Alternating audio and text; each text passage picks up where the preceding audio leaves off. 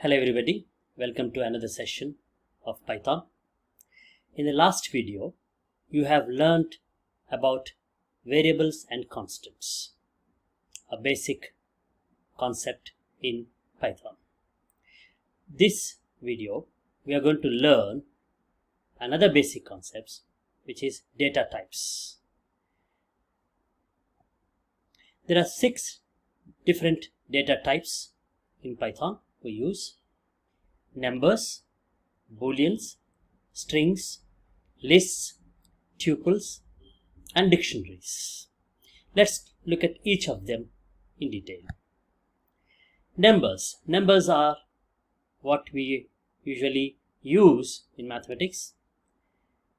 Numbers are of 3 kinds here: integers, floats, and complex numbers. Integers are your natural numbers like 4, 43, 65, 1899, and so on. Floats are decimals like 3.5, 89.3, or 45.8, and so on. Complex numbers are basically a kind of equations. So you have 3 plus 6k is a complex number.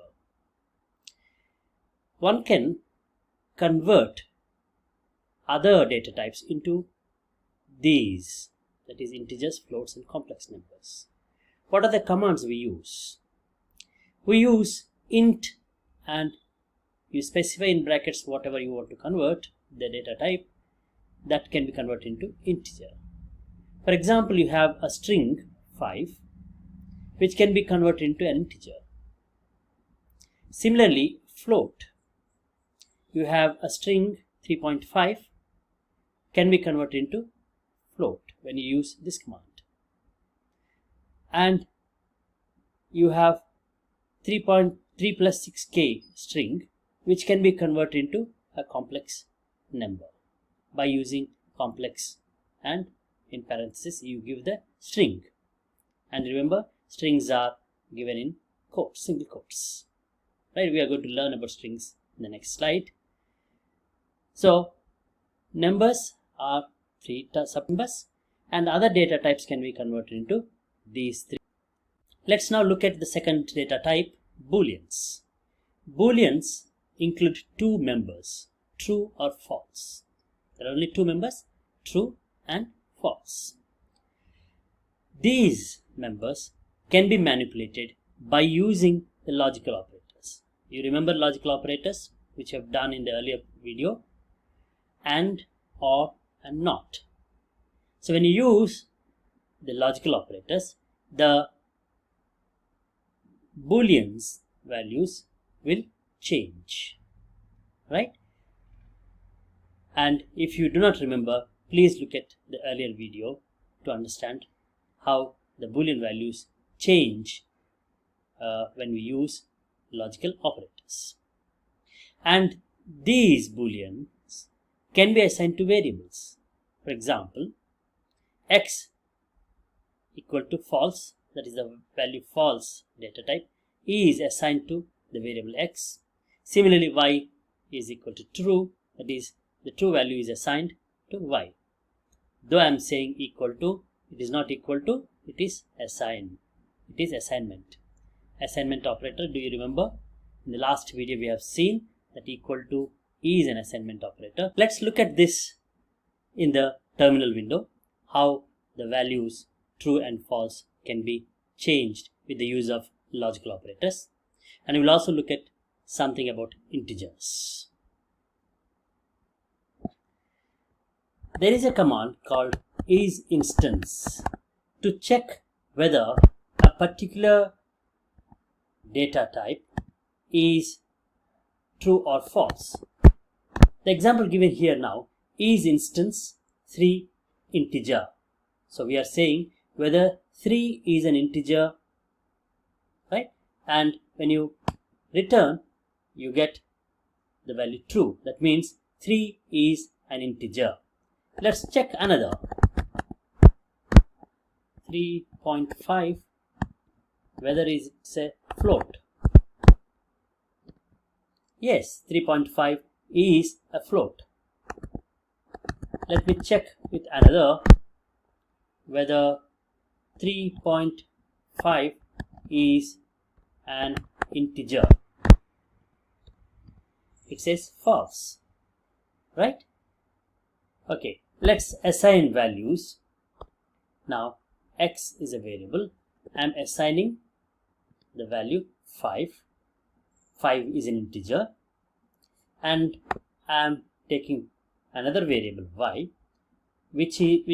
whose value is x divided by 2. Right? The y's value is x divided by 2. What is x divided by 2? X is 5. When you divide 5, you get 2.5. Now I am checking, is instance y an integer? What do you expect? You expect false as the answer. Return. Yes. Let's say, is instance y float? What does it say? Yes, it says true. Now let me take another variable z and assign the value y as an integer. Does it work? Let's see. Is instance y integer? False, right? Though you are assigning the integer value as you are trying to convert the float value integer and assigning it to z, it doesn't work. Let's say print z. Let me see what it prints. It prints 2. Why? Because it has now converted y into integer value. Now let's check, is instance z int? Yes, true, right? So what do we understand from this? We have first assigned an integer value to x, then we have divided that x and assigned the value to y. When we checked whether that y is an integer, it says false because the answer we get is 2.5. But when we checked whether it's a float, yes, it says true. Then we are trying to convert the y, which is a float, into an integer and assign it to z, and check whether y is changed when you have converted y into z, y into an integer and assigned to z. No. And print z, then you are getting 2. That means 2.5 is changed to 2. It has taken the nearest integer value. And then when you check whether z is an integer, it says true. See, we are assigning the values. We are converting from one data type to another data type. And we are also checking the Boolean values of each of these, right? Okay, let's next look at strings, the third data type. Python has two types of strings. One is very simple, the simple strings which are marked with single or double quotes. That means those strings are enclosed in single quotes or double quotes. And these strings, single quoted or double quoted strings, are interchangeable. That means they are equal, right? Let's take an example. Hello in single quotes is a string. Hello in double quotes is another string. And these two are equal. They can be interchanged. Another type of strings which Python gives us is triple quoted string. We have seen only double quoted strings, but triple quoted string is interesting. A triple quoted string is marked with 3 single quotes or 3 double quotes. What is the importance of this triple quoted string? A triple quoted string runs into multiple lines. That means a string can be in 3-4 lines or more than 3-4 lines. Unlike a single or double quoted strings, they can only be in one line.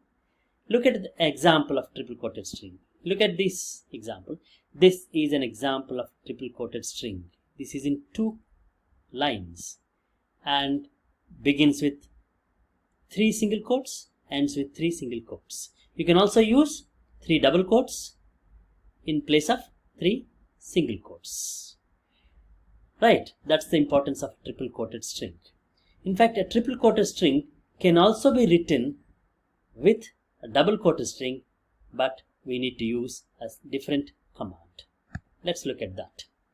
A multi-line string can be specified by single or double quotes by specifying new lines with /n. /n is used for specifying new lines. So the earlier string which we had, this is an example of triple quoted string, can be written this way, print. This is an example of \n, a triple quoted string. What does this do? It prints this an example of, and then it goes to the new line and prints a triple quoted string. Similar to /n, you have /t, which represents tab.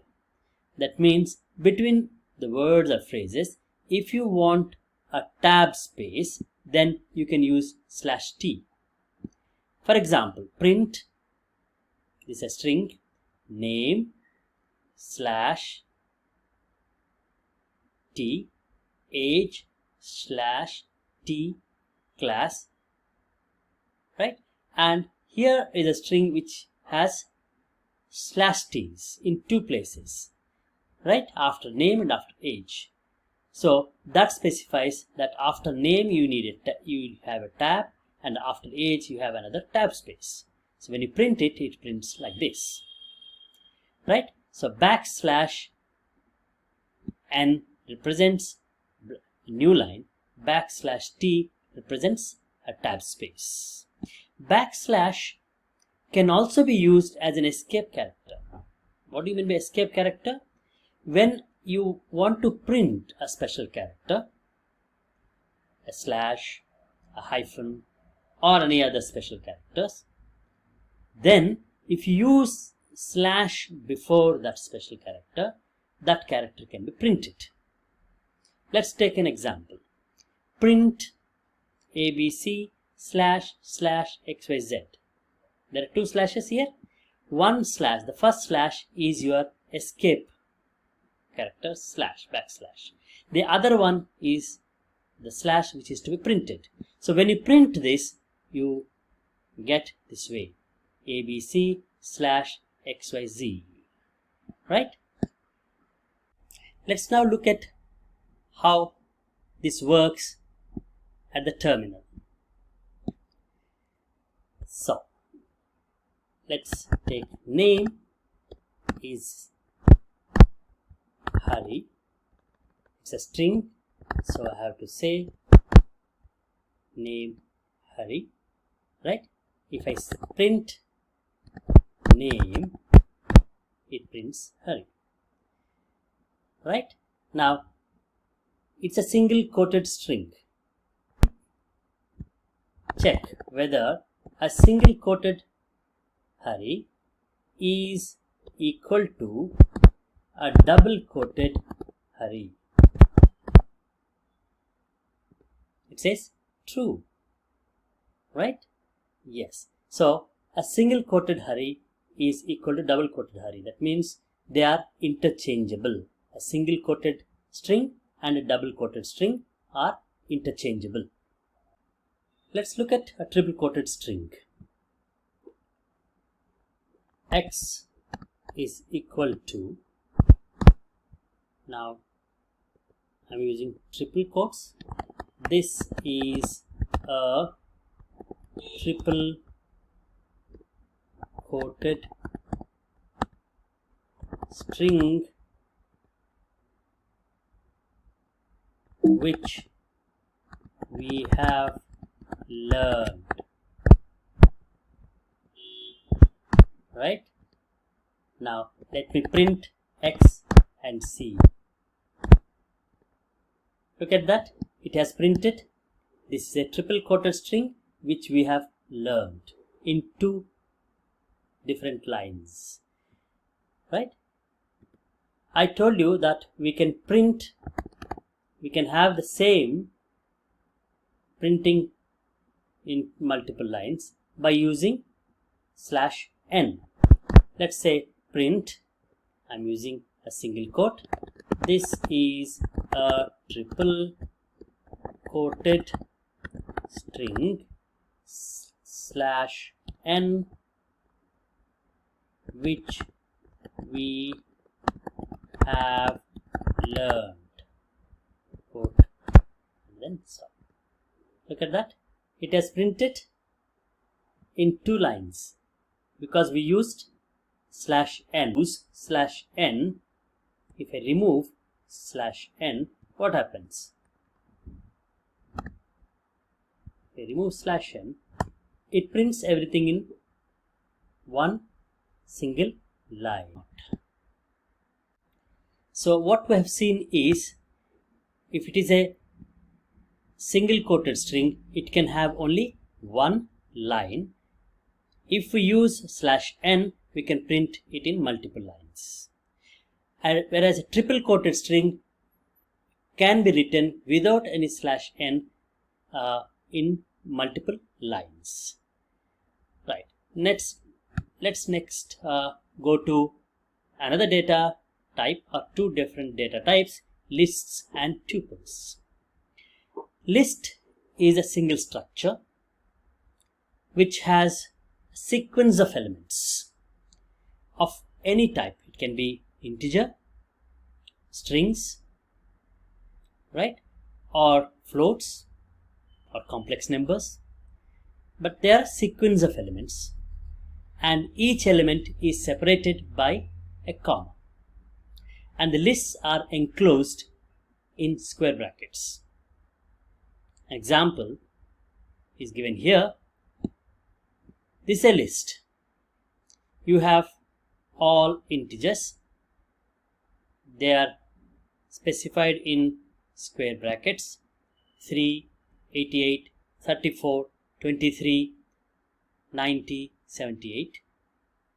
Similarly, you have another list which has strings.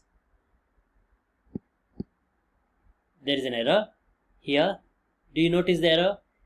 The strings have to be in quotes. Single quotes or double quotes. They are not in single or double quotes. So there is an error here. Please, you have to replace each of these with single quoted ones, like single quotes Hariprasad, single quotes Hatreyi, single quote Utpal, and single quotes Shruti. That becomes with a sequence of strings. Now, if you are not writing it in quotes, this is also again a sequence of elements of integer type. Right. The other data type is a tuple. A tuple is similar to a list, but it is enclosed in parentheses and it has a fixed sequence of elements. So once you create a tuple, you cannot change it. Right? That means if it is a list, you can change them. You can add more elements to a list or remove some of them in the list. You can add another list to this list. But a tuple for a tuple, you cannot do that. Tuples cannot be changed. How are tuples represented? An empty tuple is just parentheses. If you just have parentheses, it's an empty tuple. If you have elements in a tuple, then each element is separated by a comma. Then you can also have a tuple with a single element. As if it is a tuple with a single element, that element should be followed by a comma. Let's take an example. 3, 88, 34, 23 in parentheses is a tuple. But here is an empty tuple because we have only parentheses. And let's look at the third one. You have only one element followed by a comma. This is a single element tuple. Can you see the difference between a list and a tuple? Lists are in square brackets, whereas tuples are in parentheses. Right? Okay. Let's look at the next data type, which is very important for us as linguists. We use a lot of dictionaries. How are dictionaries represented in Python? Dictionaries is a data type in Python now. A dictionary contains sets of pairs. That means there are two elements which combine to become a pair, and such pairs exist in a dictionary. The first element in each pair can be a lookup the second element. That means by looking at the first element, you can trace the second element. The first element must be distinct from all other first elements of all the other pairs. It cannot be the same with the other first element because that is ambiguous.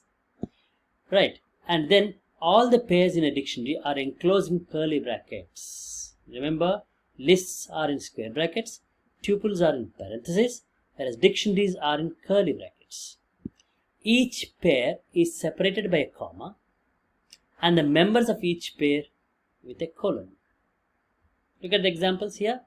Here is dictionary of an antonyms. You have good is a string, bad is another string, and you have colon in between. This forms a pair. Good, bad forms a pair. Good is the first element, bad is the second element. The next pair is tall, short. The third pair is long, short. Look at this, second element is the same, but it doesn't matter. The first elements are different. So here is a dictionary of antonyms. Similarly, a dictionary of prices, let's say. Pen is a string, 10 is an integer, and you have a pair here. Similarly, you have notebook, 20, eraser, 5 other pairs. And this becomes a dictionary of prices. Dictionaries are very important for us in NLP, in dealing with natural languages. We'll look at some of these data types in detail in the next video. Thank you.